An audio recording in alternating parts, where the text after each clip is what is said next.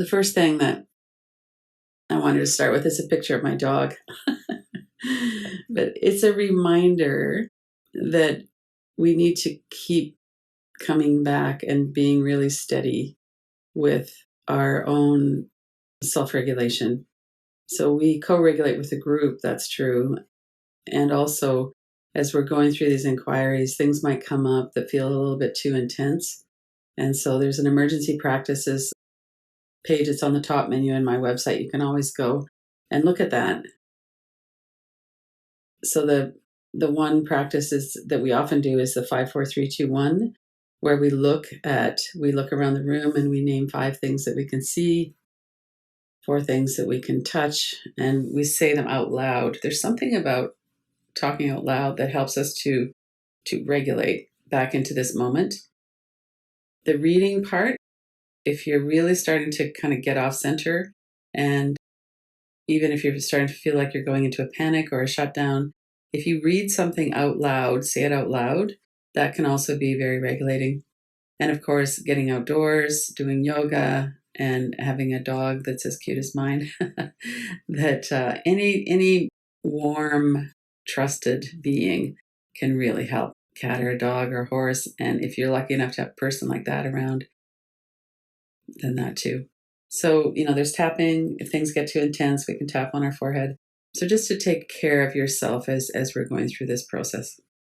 Somebody put these pictures on Facebook. I thought they were so fascinating and kind of illustrates this disconnection that we have, and that we haven't developed a positive relationship with ourselves. So when we think about the young Tom Hanks or the young Jamie Curtis and who they are now as adults, they're both known for their honesty and authenticity. And I can imagine that they probably both do have a good relationship with their younger selves. And that's something that we really need to cultivate. And so when we're talking about disconnection, we're talking about it's too painful for me to be present because I was so hurt and I felt so isolated or alone or whatever it was that was going on when we were a child. We can't stay present. So this quote from Pete Walker, who wrote this wonderful book, Complex PTSD, and the Tao of Fully Feeling, and some of you have seen interviews that I've done with him too, is the biggest developmental trauma is not being allowed to develop a positive relationship with yourself. The way I look at that is there's 2 elements of that. One is for children who are being abused, and emotional abuse or any kind of abuse, there's a real message there that you're not worthy. And sometimes that comes out in words. Parents will be very scathing, contemptuous, and it's very hard to have a good feeling about who you are. It's really common that we just shut down when that goes on. And then the other element of this is the emotional neglect or the freeze out. So you might have a parent who's just really disconnected for whatever reason. It usually has to do with their own trauma, but they can't attune to you. And that's very damaging to a child as well. If we don't have a safe, secure attachment with an adult, at least one adult, preferably our parents, then it's hard for us to believe that we're worthy of being loved. So not being loved generates a lot of shame, especially for children. So we believe that our experiences have a root of lovability or not lovability about them. If we grew up with a lot of signals that we're not very smart, we're probably going to say, well, I'm not very smart. We're not going to say, I had experiences about this. And if we had experiences of feeling really unworthy and we didn't measure up, that's what we're going to believe about ourselves. And so many of us have some belief that says some version of I'm not lovable, I'm bad, I'm broken, there's something fundamentally wrong with me. And that is something we want to get away from. And that's a lot of the root of this disconnection, these core deficiency beliefs. One of the things that Pete Walker talks about is how grieving and angering help us to release fear and shame. And that if we're not able to do that, most of us here, or maybe all of us here, didn't have that modeled for us in childhood, that we go and we turn against ourselves. If we can go in and feel what's really going on, and feel the grief and feel the pain of that, get angry where it's appropriate, then we're not going to have so much trouble with this inner critic. One of the reasons why we might do this deep healing and painful work about tuning into ourselves and getting to know ourselves is to really see that this inner critic it's trying to help us usually, but it's not working well. And so some of these words about this is the best way to protect me from danger, but actually it's not. Mean and nasty words just make us go more into shame, shut us down more. And oftentimes we've developed these patterns based on something that was happening with a parent or an adult. And we need to consciously work with that. So we're not going to go really too much deeper into the inner critic right now. But I just wanted to bring it up as kind of a highlight of this is one of the things that happens when we have the core deficiency beliefs, and then we get into shaming ourselves or being really critical about ourselves. And that's something that we can also work with. And it's also something that's a trauma response. So I wanted to pause here for a while.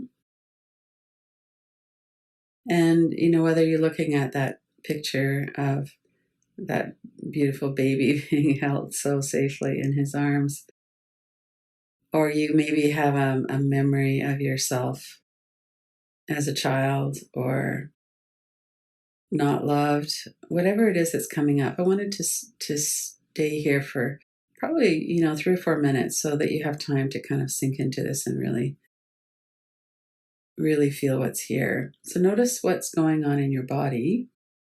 Notice your breath. If you started holding your breath particularly, see if you can just breathe a little bit more openly.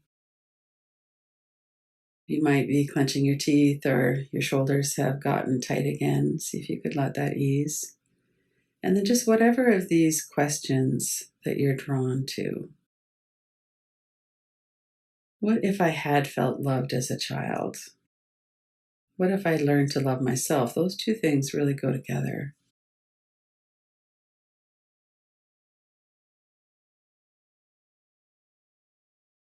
So there's that immediate pain, and then there's everything that follows from that.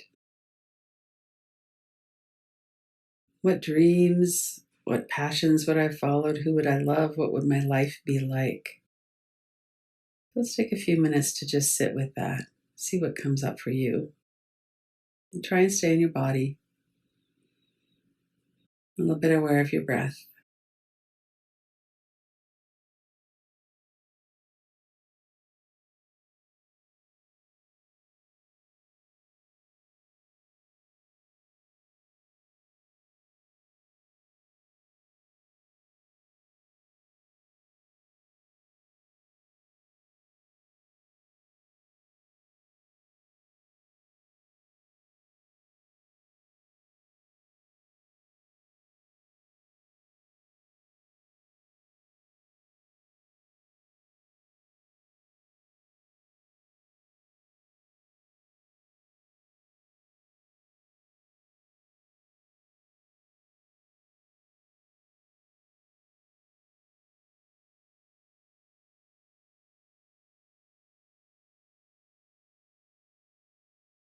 For some of us, it might be more to stay with that felt sense. And for some, it might be more to just kind of look into how would that have changed my life. So let yourself go wherever you're going here. If there's tears, let that happen too, or anger. Notice the energy in your body as well. Remember about tapping, putting your hand on your heart.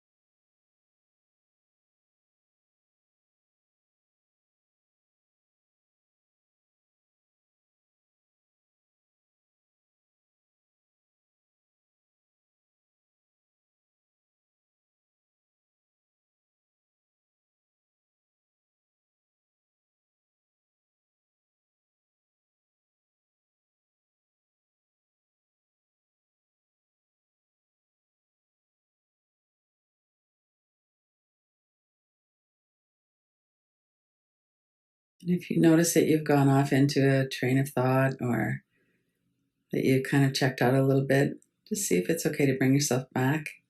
You also might want to stand up or move around.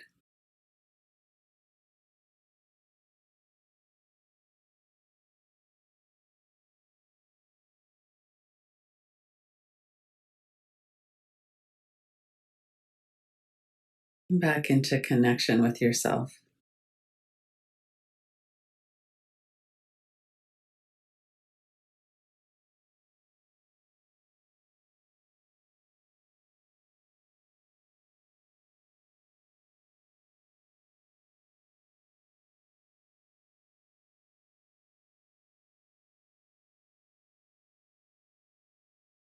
And then imagine feeling these deficiency beliefs. I'm bad, I'm broken.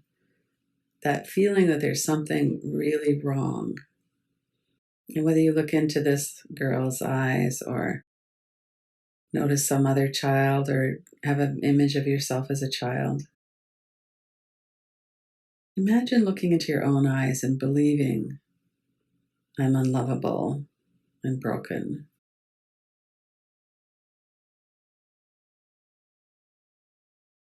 And if it's too intense, you could back away from it a bit or relax your body, take a few breaths. We've all looked in our mirrors thousands of times in a lifetime. What was that experience as you think about this? Looking into your own eyes, believing those core deficiency beliefs to be true.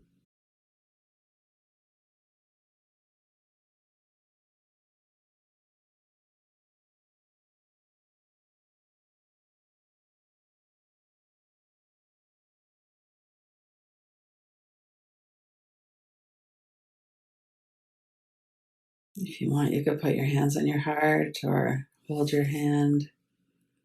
See if you could stay connected with the maybe perhaps the grief of that, but also the just the compassion for someone who has believed for so long that there's something wrong.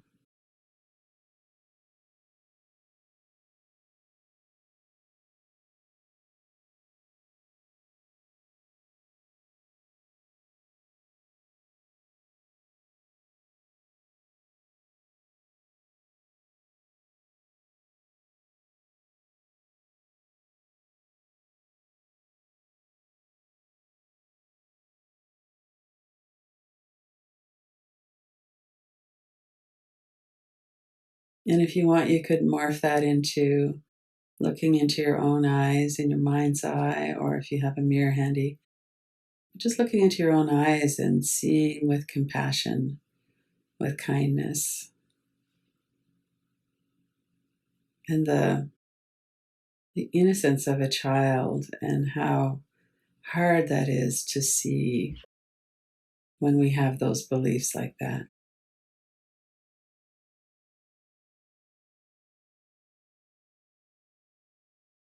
And could you look into your own eyes, metaphorically at least, with love and compassion and kindness? And that that was never true. You felt like that, and it was never true.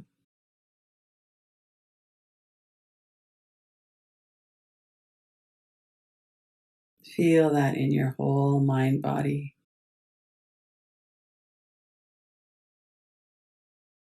It was not your fault.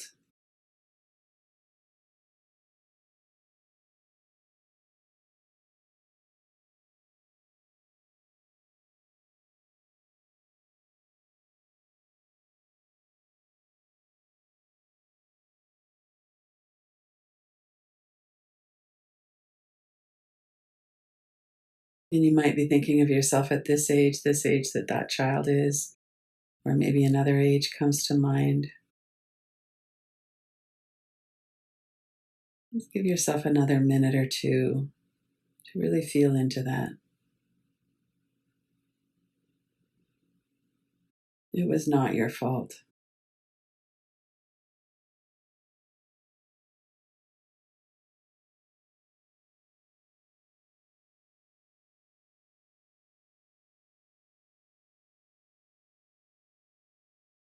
Notice your breath, notice your body.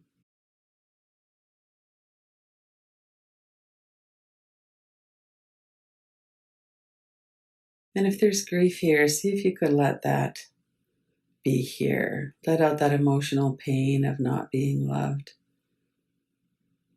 especially not being loved by yourself.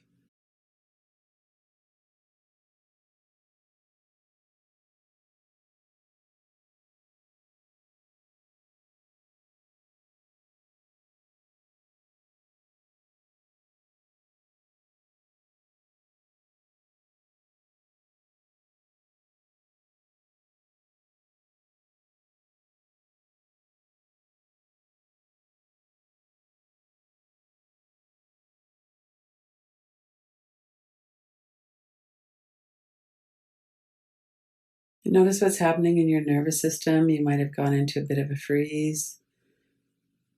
The tears might be flowing, maybe they're stuck. We don't have to have a certain experience. Just allow yourself to notice how you feel right now. Notice what's going on and let it be what it is.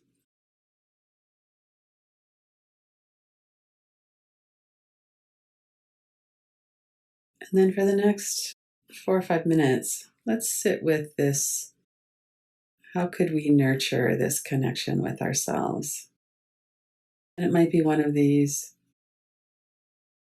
phrases, might be the look on John Lewis's face as we're staring into that picture, or it might be something in yourself that's coming up. I'm beginning to know and love myself at all ages. I am worthy of love and compassion.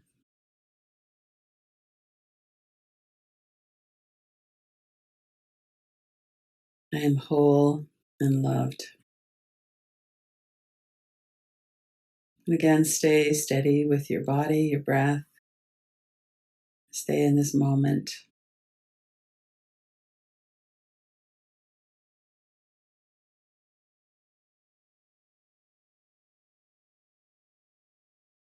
And even if these don't feel true right now, let's just see if we could entertain them as a possibility. I am worthy of love and compassion.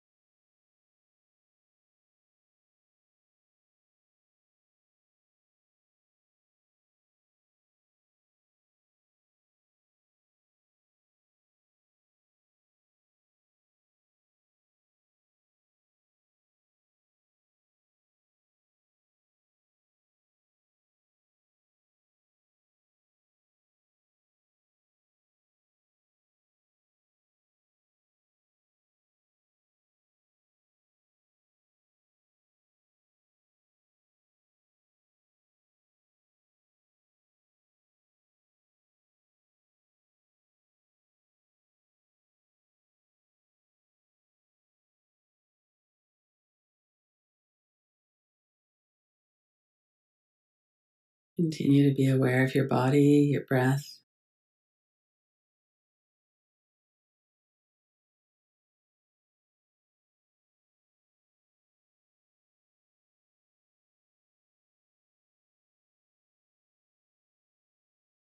Notice if there's a willingness here to be connected, to be friendly.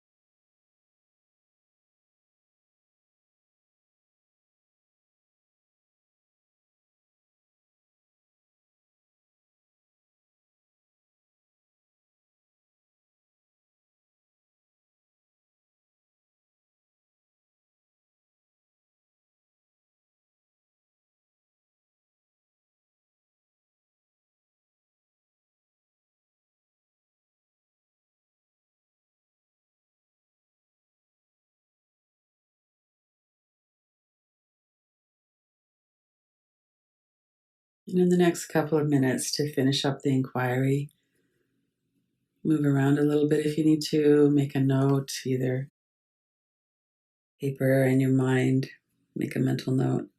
Is there anything that came up that you'd like to follow through with, that you'd like to explore more?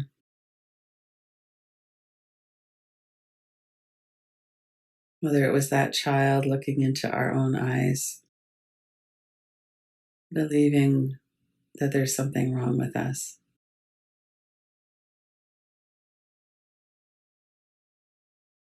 and how now, as an adult, we could form a loving relationship with ourselves at all of the different ages that we were at.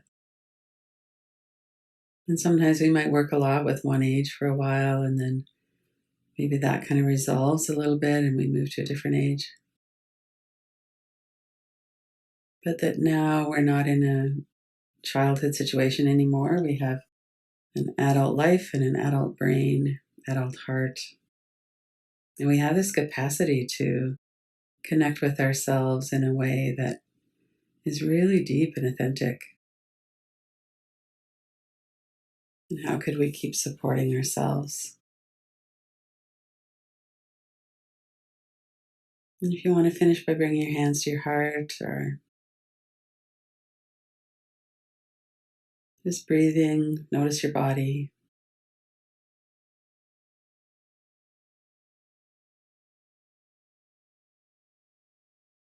Now, when you're ready, open your eyes.